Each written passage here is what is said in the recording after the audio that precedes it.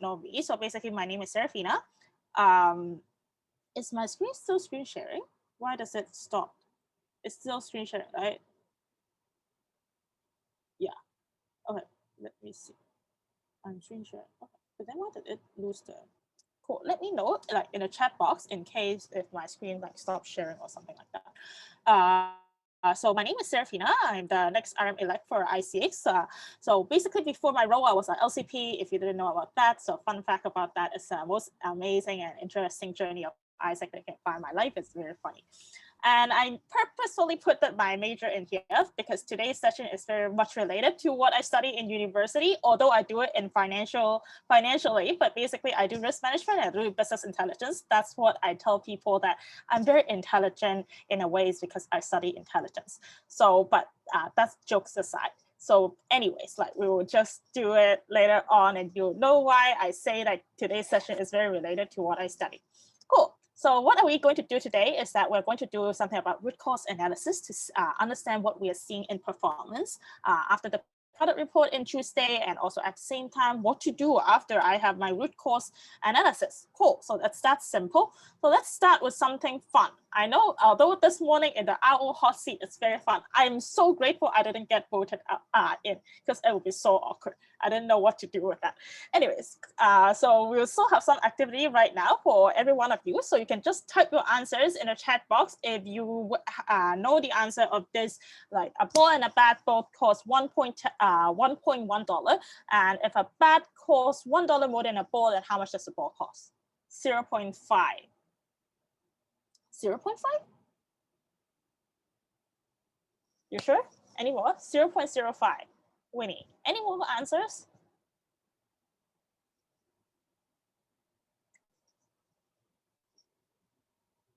Okay, I'm expecting more like numbers coming from product people. Like you're not LCPs and you're not MCPs. You should be really good with numbers. That's your job.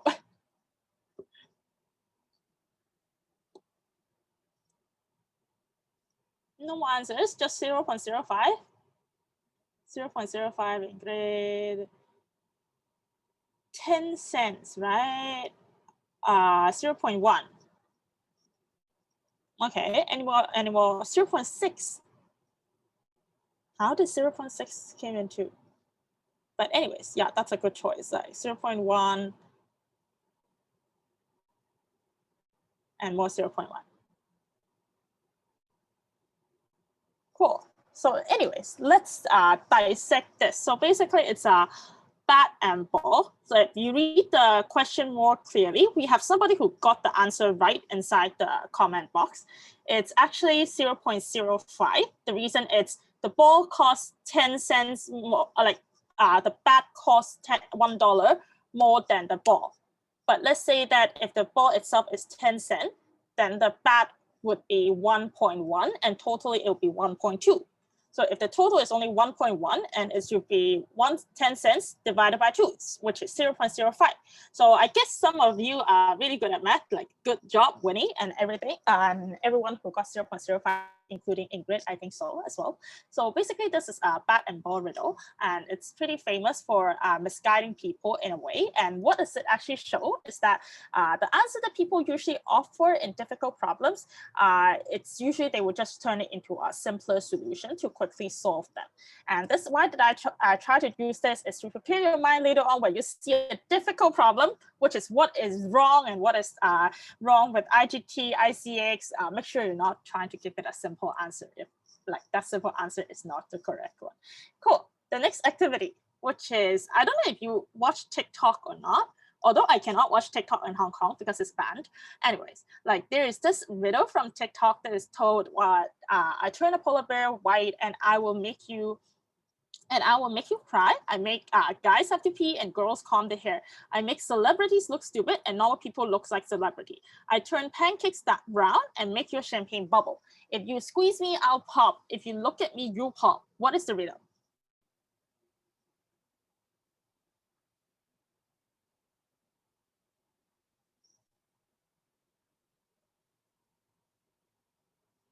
Anyone can guess in the chat box?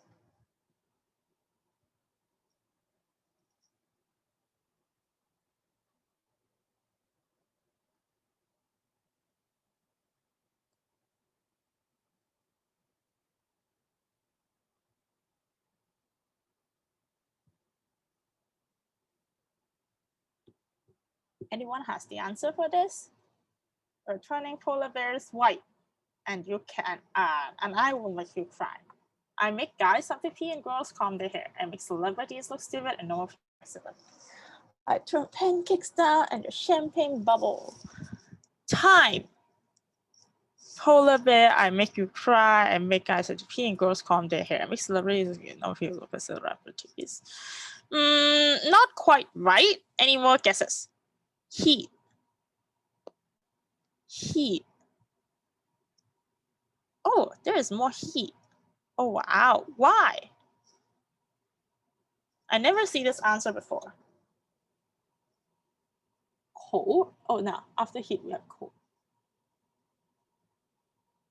3 Vietnamese have the same answer because, oh my God, Vietnamese have similar thoughts. Instagram filter, camera. Okay. And the thing that you can look into this, it's actually the answer, look at it again. Photoshop. Photoshop can make guys have to pee though, and girls comb their hair. But anyways, like that's a good attempt. We can look, the answer is actually pretty simple. Like it was said to be a 97% of Harvard grads cannot solve this, but a 6-year-old can even, like, if they listen attentively, they can actually understand what is the riddle. The riddle itself is something that, I don't know, there is no riddle in the whole thing. But if you look at the whole question, it's talking about what I am, which is the scenario I am. Instead, the focus question is, what's the riddle? So it's actually a trick question. Officially, you can search it online. There is like not correct answers that you can find, but it's just a trick question for people to be seeing as, oh, what is like the riddle? And at the end of the day, everybody is trying to say, oh, it's water, it's something like that. I think water was one of the close answers that they say that it's most likely it could be water as well. But most likely the answer is actually, there is actually no riddle in the whole thing, because I am not a riddle, I'm just something that that is not part of the riddle. So that's the answer to the activity. But basically, why did I chose these two activities is also to set you some kind of mindset. The first one is back in the bat and ball is actually to read it more clearly. Don't simplify things if they are meant to be understood more deeply. The second one is focus on what is the main question, and that is something that we'll cover on later on. So I hope you enjoy this activity. So let's get into this. So I hope that you still remember the product session from last Tuesday. So basically, we went through a lot of data, and I will share an honest feeling in here. Whenever when I was doing the session, I was preparing all of it. It actually said to me on one thing is that what is wrong with iCX? When I was trying to do it, I was like, okay, everything is wrong. The numbers are wrong. Like it's not like wrong, it's not enough, like this is not okay, that is not okay. And I'm in this like crossroad, and I was like, then how can I like solve all of this in the next semester and upcoming? But however, the other thing that I realized with a deeper thought is actually like, these are also things that I just work out as in like, these are the things that is our current problems, that things that is wrong with us that we need to work on. But however, one of the biggest thing is that what we identified in Tuesday are just symptoms, but they are not really root cause. If let's say that I identify that, okay, like working on processing, and then we have a very fast process time with a very high conversion rate, and then suddenly our S&D is all aligned, which I wish that it is, and we have very strong IR, does it mean that everything in iCX is already solved or that we are in a very good place? I really don't think so in a way. But another thing is that one of the things that it hit to me is that they're just not root cause. They're the symptoms that we are seeing, and what is the root cause is something that we still haven't figured it out yet. So that's what brought me into this session as well, like performance review and also root cause analysis. So what is the flow of root cause analysis? So the first thing that we need to do is define what is really the problem. Like it could be like we are currently seeing symptoms, they are part of the problems, but have we actually thought deeply into what is really the problem? Is it sales skills? Is it lack of experience? Is it anything else? Then the second thing is, can we validate it? Is there some kind of proof that we can prove what we are thinking currently is right and it is actually a problem. And the third thing is what really caused this kind of a problem. Like, what are the things that we can do to prevent such a problem from happening in the next semester, or like understanding what are the things that we can mitigate this kind of risk, and for us to determine what is the root cause. So this is the first part of what is root cause analysis that I will cover. There's more in the later part that I will cover afterwards. Cool. So let's start with the first one. So like defining the problem, asking yourself what is the root cause is actually very difficult, because there's things that we usually do wrong. Like when we are trying to determine what is a problem, is that we will think that, oh, I think it's because we don't have enough cells. I think it's because we don't have enough cell skills, or I think it's because we don't have enough partly remote opportunity. But is it really a fact, or is it an assumption? Did we ask have data to prove that it's because we have lack of partly remote opportunities, so that's why our approval numbers are low, so that our realization doesn't happen? Maybe it has a correlation, in my belief. But at the same time, how is it proven by fact? The second thing, what is in our span of control that our problem statement that we can actually change it? So let's say that we can say, oh, COVID is making the economy going downturn, so people don't want to hire anymore and every single thing. Yes, that is a very valid proposition. We see a lot of people talking about how economics and down, like during this pandemic, and people stop hiring, and then there's unemployment and blah. But however, that is not a span of control, so that shouldn't be our problem statement, because after we say COVID, what are we able to do about it?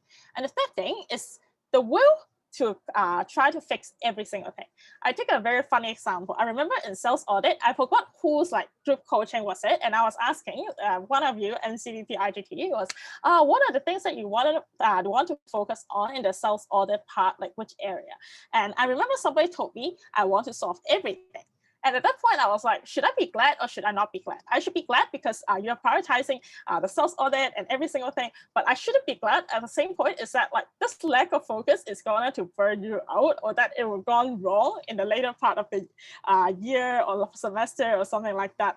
So again, prioritizing is something very important. Always keep the 20-80 rule. Like, what is the one thing that actually can be a game changer for every single thing? Prioritizing. So I won't talk too long. Again, I'm trying to be more chill as a person, although I'm not very chill, I know.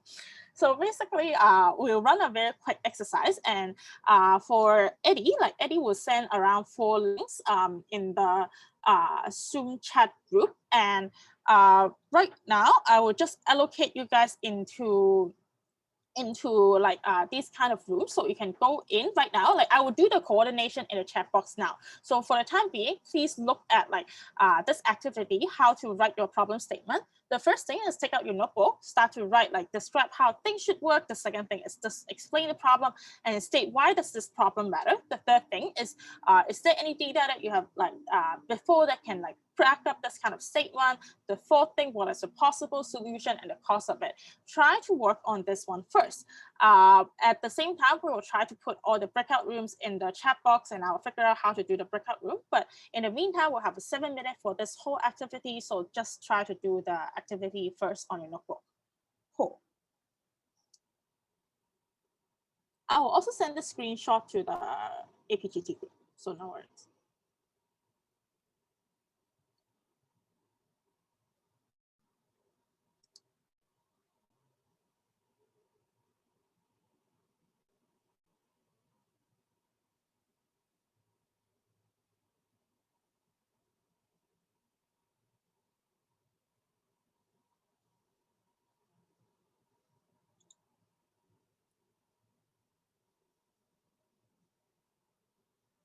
Great. Guys, you can check the link that Eddie has helped us allocate everybody while you're writing. Afterwards, you can go directly into the meeting link, and then we will set 7 minutes. I will give you all the instructions via Telegram, because we won't be able to do it through Zoom. So just go into meeting link and meet with your group sharing, so you can share how has your problem statement be, or you can work at it together as well. So I'll just count 7 minutes on my side, and you can mute this side so that you can hear that side as well. Hi, Sarah. So basically, we had a discussion about things like process time, like how we could actually make sure that we properly, as a region and just as a country, like how we benchmark ourselves to deliver a quality service because if we look at process time at the moment, it varies from company to company and from partner to partner, or from IR partner to partner, because there are no proper, like there's no proper benchmarking. And in the case of partners, like some of the solutions that we came up with was like having clauses added to the contract, having an thorough expectation setting, maybe have a limit for every 20 CVs we give them, they process, they take this much further. So it was just discussions on the line of that, and also like a discussion on how we can focus on B2B marketing, because as like everything is getting digitalized, like we couldn't finish that discussion, but we initiated a topic on that. So yes, this is what we talked about mainly. Okay, cool. Anyone else?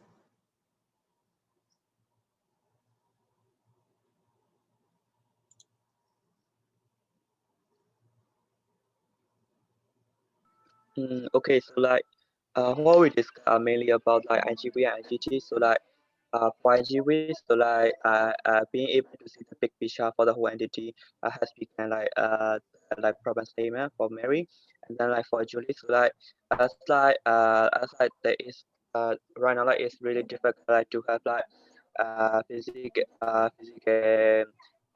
intention. So like she's like willing to shift her focus to the partly remote. And for me, like what I've faced right now is that like right now like entity is not really going well, which means like whenever we approach partner, so I'm having like having a problem, a big rejection from the agency that would like to have like focus in the summer B, so like which might lead to the no operation for IGT for the winter piece. So I think like is my biggest like problem statement for me. Okay, I see. Thank you, Akan, and also thank you, Afan. I see like most of your problem statement that you came up with something which is like really good already. But one of the things that you can also challenge yourself whenever you come up with a problem statement is ask yourself, is that really a problem, or is this something that is good to have? So let's say that for digitalization, that is something like it would be amazing if iCX can be more digitalized in terms of the things that we do.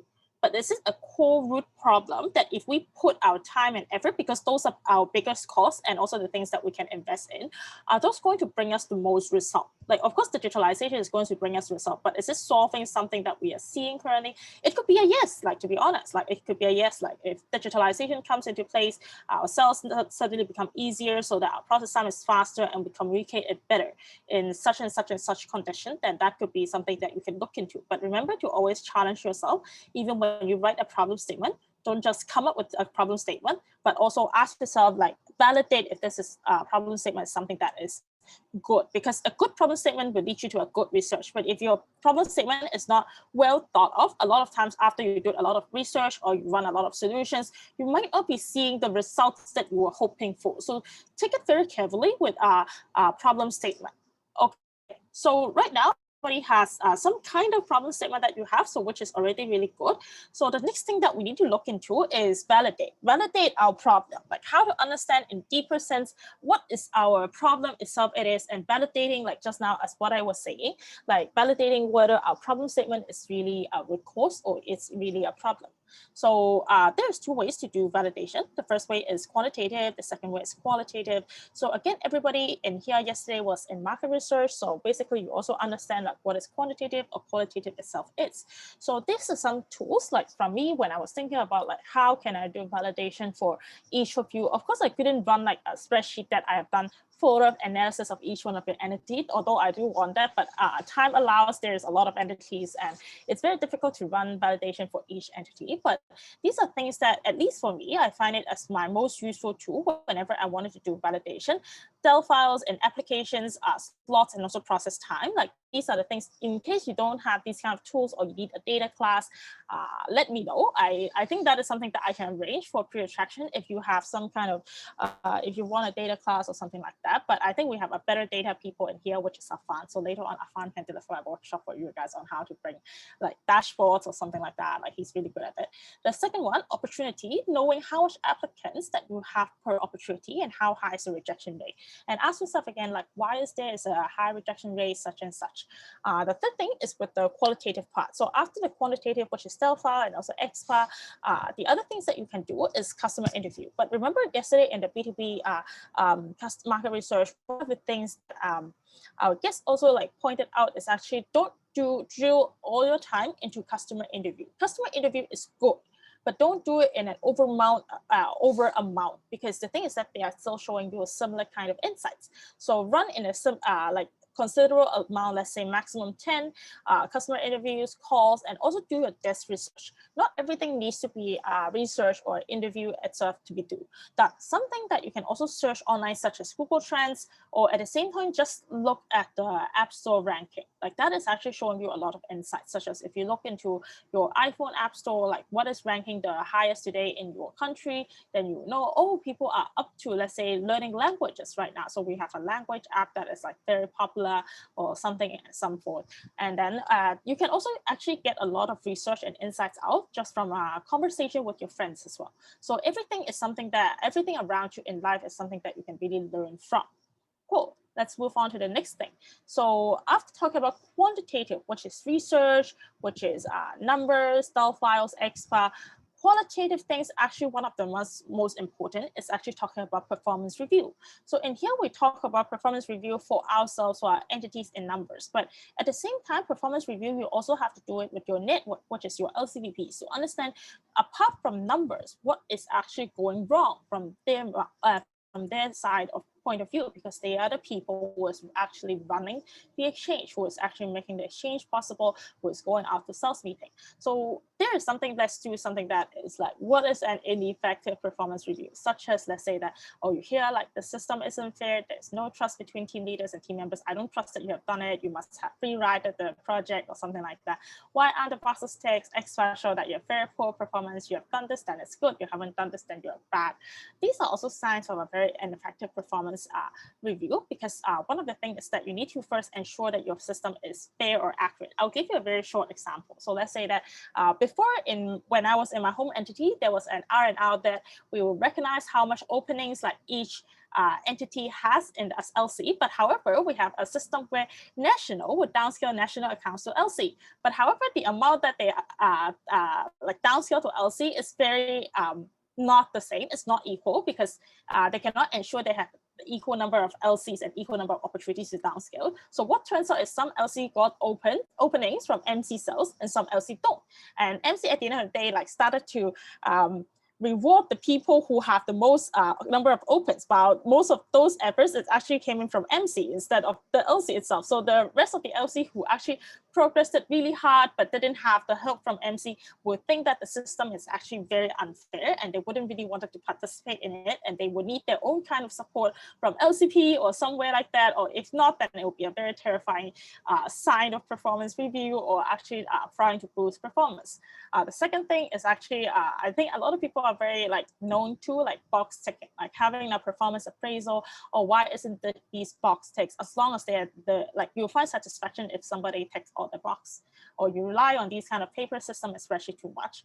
At the end of the day, what it actually shows is that you focus a lot on the appraisal of the work instead of actually coaching them. Even if they are people who have finished all the tick boxes, it doesn't mean that you cannot do a good performance review with them. You can still coach them on how to push them to become better. Coaching is about your personal performance and your personal development as well. So after talking about what is ineffective, let's look at what is effective and how should a performance review itself be. So performance review itself should be embedded into an organizational goals and values. So what does iCX actually values? And how did you plan? Is the plan, the objective itself is SMART? Did you include PDP? That is something very important. I'll explain in the next slide. What is the roles and the JDs that you have divided among your network?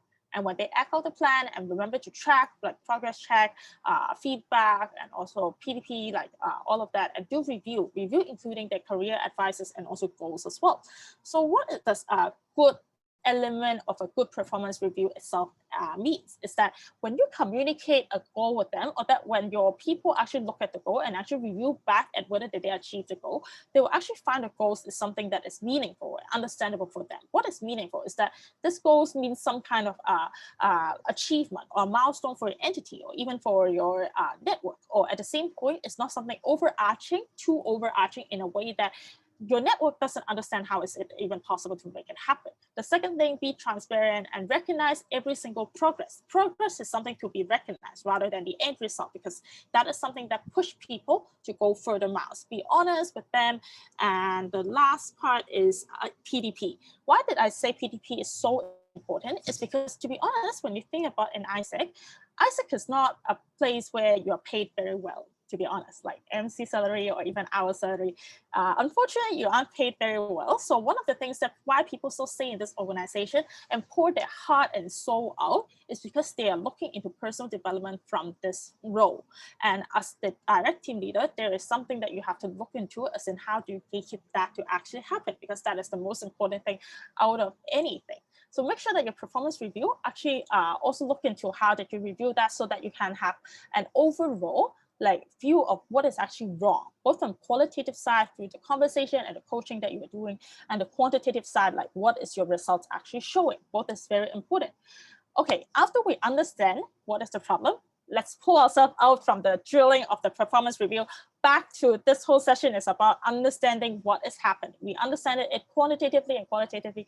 Now it's time to understand the root cause analysis. So root cause analysis, from its name, you know that it's all about root cause, like finding the ultimate why behind. So in here, I will just explain very quickly 2 frameworks that we're going to do, because I will send you guys back to activity room again, so you guys can work on it. And I always believe that if you're working on it, it's more like beneficial and easier to learn than when you are like just listening to me lecturing you, because I also hate lecturing, and I also hate really like going into lectures as well. Cool. So first one is 5 whys. So 5 whys is very simple to understand. Basically, if you have a problem, ask yourself why 5 times. Like each one of them should show you that whatever is an assumption and whatever is a fact, and what should stay and what should not, and what are the ultimate reasons behind. So it's also a logic map for you to put out every single thing. So like it looks very easy, right? Like the 5 whys, just ask yourself 5 times of what is happening. But actually, it's much more difficult, because I decided to, like yesterday when I was preparing the session at this part, I decided to run once to see whether is it actually as easy as it sounds to ask 5 times why. It's actually much more difficult than it. So basically, I was just putting a random problem, is that we're seeing low numbers of approvals. Why is that? Why is that? Why is that? You'll find that there is actually every single reason, there's something else that you can add into it. There's not every single one is 100% is a yes or no answer. There's a lot of perspective that you can put into why is this actually showing. So let's say that this is how my brain processed it last night when I see the problem. We are seeing a low number of approvals. But to be honest, when I woke up this morning, does this necessarily needs to be the only reason that we are seeing low number of approvals? Maybe not. Maybe it's because that we are not seeing partly remote or something like that. It can all be part of the reason, or that our information system is not good enough. We don't understand the external context enough. Our sales skills is not enough. Every single one can matter. But most importantly is your thought process. How do you think of it is making sense? And let people challenge you in this example. So afterwards, like when you're coming up with it, you need some process time to actually come up with it. So later on, I left more time for you guys to work on this. How to make this more simple, like after you have come up with and make it more comprehensive, is put your 5 whys into your fishbone diagram. So basically your problem in 5 why is the ultimate, like the reduced competitiveness, that one, the ultimate goal in the fishbone diagram, and you're just putting out all the 5 whys or even the 6 why in what is the grouping, as in helping you like achieve this kind, like not helping you achieve, is what is causing this scenario to happen. So groupings, cause, what is leading to this kind of a problem. So this is an example. And again, I was trying to do some kind of example for this as well, like putting the 5 whys into the fishbone diagram. So this is actually a framework for you to understand behind what is happening, what is your problem statement, why is it actually happening, and what is ultimately the root cause. So I hope that I have explained myself clearly in here, because later on we are already jumping on into the next activity, which we have more time to do. So basically, oh my God, this is not write your problem statement. This is coming up with your RCA. Root cause analysis for 5 whys and also for your fishbone diagram. So I later on I will send you back to all your breakout rooms. So remember, like you can work on like your problem statement, putting into the 5 whys diagram, and later on putting into the fishbone diagram. The second thing, like after you take around 3 minutes to do it, try to do it quickly. Although it needs a lot of thought. Like if you want to have deeper thoughts, do it after the session. Start to share and also challenge your group mates. Like questions that you can ask is, why do you choose these kind of groupings? Like these kind of groupings in here. Why is it really a grouping? Is 2 groupings actually very similar? Or the second thing is, have you validated these kind of causes? Is it really a cause itself? Have you considered that that could also be a cause? Like just challenge each other because you are all facing somewhat similar conditions. And the last part is leave around 2 minutes to reflect and also amend your fishbone diagram and your 5 whys. So is that cool?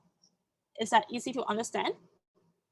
If yes, then I think you guys can go back into the breakout room. I will send this into the GV and GT group, so no worries. 10 minutes, Eddie can help me start record, like time keep, yeah.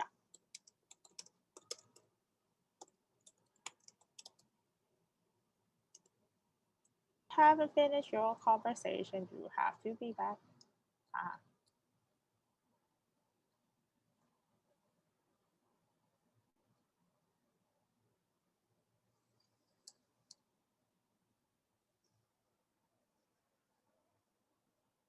If you're back, then let me know that you're here, because I don't know if you're here or you're not here.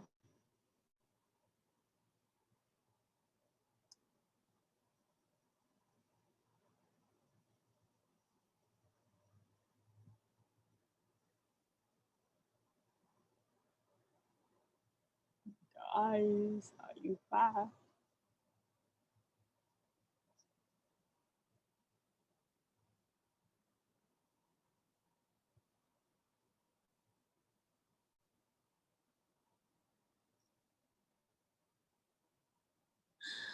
Oh my God, come back, guys. Are you here? Yes, already back. Oh, great. We have Emmy in here. Any more? Or just your group is here?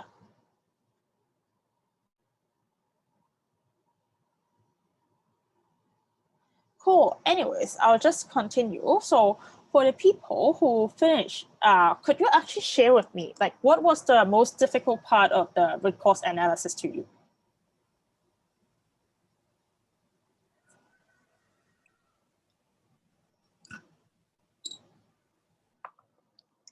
Anyone? You want to share what's the difficult part of doing this root cause analysis? Yeah, okay. So for us, I think finding the problem of a problem, of the problem, of the problem, of the problem. So you need to think a lot to reach to the root. So yeah, that is really difficult to think. But yeah, you come up with a solution. That is nice. Yeah, that's the point of it. But then like root cause needs time and effort, patience. So that's why I was saying like, it's actually, the concept is very simple, but it's not easy to. Anyone else? Like what's the difficult part of doing root cause analysis? Me, can I share? Yeah, go on. Go ahead. Okay, so for me, I think the difficulty for me is that how to validate the problem, because when we say it's the problem, but for example, it's the external one and it's the internal one. So I most of the time I cannot like validate whether it's the right problem or not. And I just I think if we just go for the problem and we don't know is it right or wrong, and so we can go for the wrong direction.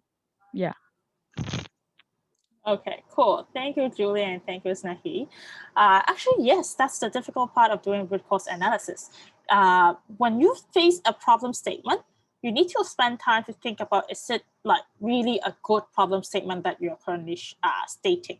And the second thing is one of the good tips about like the problem is to treat your problem statement like a hypothesis, and use data to prove that hypothesis is actually true. So let's say that if you're trying to prove that, oh, I have a low approval number or have a low conversion rate because I cannot have enough partly remote opportunities, or because of that, then I need to have some data. It's like, okay, maybe in another entity, having partly remote opportunities means that they have a higher approval conversion rate for approval, like for partly remote, or that those opportunities actually get more applicants or something like that. And the applicants are more matching to the profile, something, make it a hypothesis, and later on use data, the tools that I put in validation to prove back the hypothesis, whether is it actual a good problem statement. It takes time. So during your pre-attraction, you can, or you'll be planning, take some time to actually think about it. Don't just rush to, oh, I need to have a strategy, I need to start implementing it. Cool. I'll move on to the last part. So right now, like we are already like determined the root cause, and the next thing that we have to do is actually to mitigate the risk, because root cause is basically a risk that is happening, and how to implement it. I'll just go very quickly with this.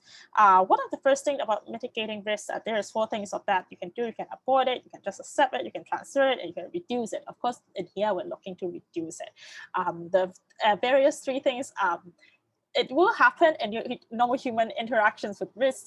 It will always happen. So that's why I was telling you guys that I study risk management. And that is something that I always look into, people transferring their financial risk to somebody else, so that somebody else at the end of the day get broke.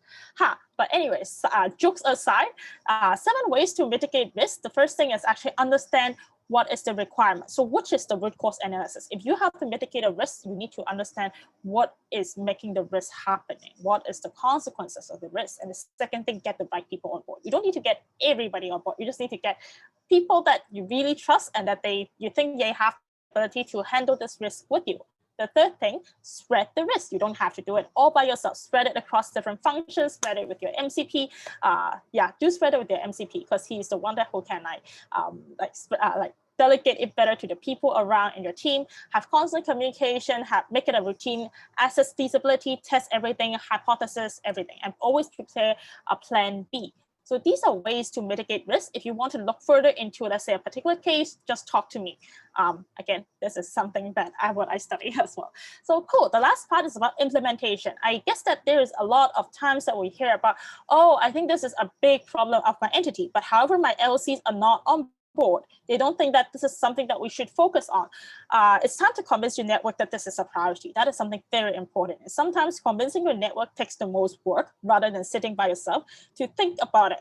So I didn't put any slide in here because I choose not to put it into a slide, because it's just my personal tip when I am MC, and how did I convince my network into putting things that I prioritize as a priority for them as well. So basically the first thing that I would do is to put the LCPs, the key LCPs, into the workforce with me, to let them understand that this is part of the problem that we all face, and this problem is huge, and that it has a huge consequences after I determine what is the key project that I want to do.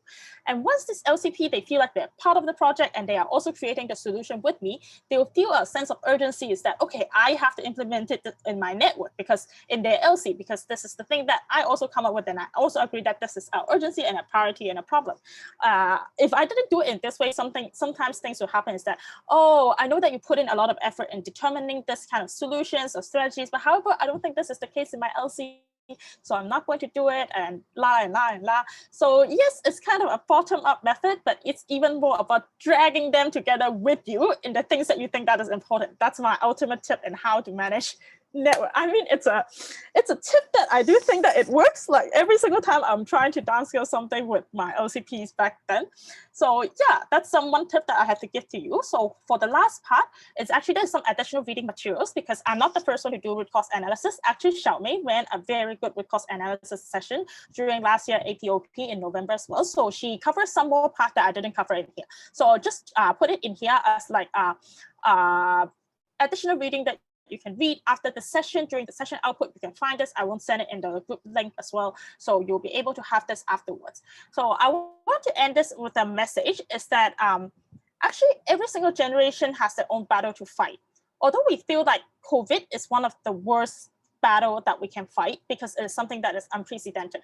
But actually every single term has its own. Like back when I was MC 2 years ago, I had a very small MC team. I was in iCX in Hong Kong, and iCX in Hong Kong has around 7 LCs, but we only have 3 full-time MCs and 2 part-time MCs. And it was the smallest team that iCX in Hong Kong over the 52 years that they have been, the smallest team that it has. And every single alumni actually came back and told us that your term is going to be doomed. You're not going to like survive anything out of your term. You're not going to be able to run anything because you have such a low HR and people are still studying university while doing iCX. And for us, we thought that that was the worst battle that we had to fight. But 2 years later, when we faced the pandemic, I would compare which fight it is like even more difficult. But it actually showed me one thing, is that every generation we are deemed, like when we call ourselves leaders, it means that we have our own battles to fight. And for pandemic in here, it is our battle to fight, because the thing is that this is the danger that we are seeing, but it's also a window of opportunity in how do we choose to respond. How does people in the later on generations will see how the term 2021 act is, how do we do it now? How do we mitigate of a pandemic and put it into an opportunity to each one of us? And so remember, this is always our fight that it can be. And also, I understand that it's not I understand, like it will be stressful. It is very stressful to be in this time, to be MC in here. And nobody actually has a lot of answers to what can we mitigate this risk, what can be the ultimate solution, whether what you're seeing is really a problem. But when things aren't really going to where you really want it to be, usually 10 things happen in life, 9 things doesn't go into what you really hope it to be. My suggestion, and so my utmost sincere telling you the recommendation is that look at things objectively, but not personally. Even if you don't have a lot of results coming in from this semester, during pre-planning, don't guilt yourself. Don't blame yourself that, okay, I am such a shitty MCVP that I didn't bring in results, that I didn't have better sales skills, or that I didn't train my LCVP. We all make mistakes. This is why we have an iCX role. iCX role is there for us to all experience it. And the worst part of it is that if we don't experience it, we're wasting this role. So all you actually have to do is don't take it personally. See it objectively, break it down to every single part of the problem, and try to resolve it one by one with your teammate.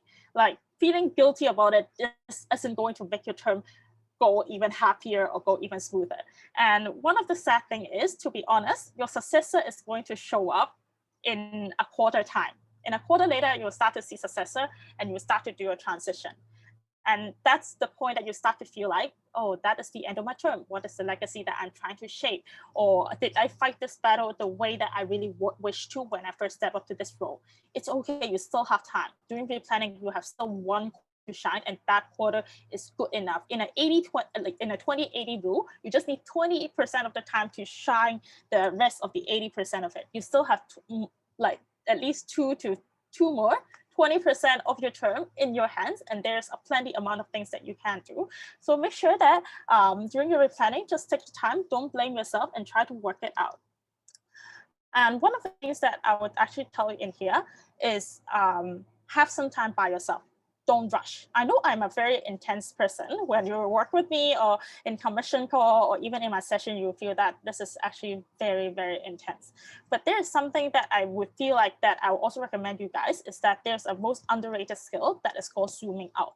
Having time by your own, being a director, to think about what is really a problem. Like when I first started off the session, I was asking the question, what is wrong with iCX? Everything seems like it is wrong. But when I actually zoom out to see those are just symptoms, they're not root cause. But what is ultimately the root cause is not something your customer will be able to tell you. It's not something your network will be able to tell you. That is something that you have to sit down and really drill yourself, ask yourself, have this kind of a conversation of 5 whys and put it into a fishbone diagram to look into zooming out to what is really the problem. And that is how you can actually come up with a good answer and set up a good strategy. So I will highly rate anything that will help you to zoom out during replanning or even after this conference. Is not about taking just everything that we are saying here and going into replanning and then you're good. Spend some time yourself and also prioritize zooming out time. So that's it from me. I hope that you enjoyed the session with me. And then I think that I didn't overrun too much. I was trying to keep in time. I did overrun a little bit. I'm really sorry about that. And you are going into a break. So you'll have a break around 22 minutes. And afterwards, remember to go back to the main plenary for the design thinking. Yes. So I hope you guys enjoy. If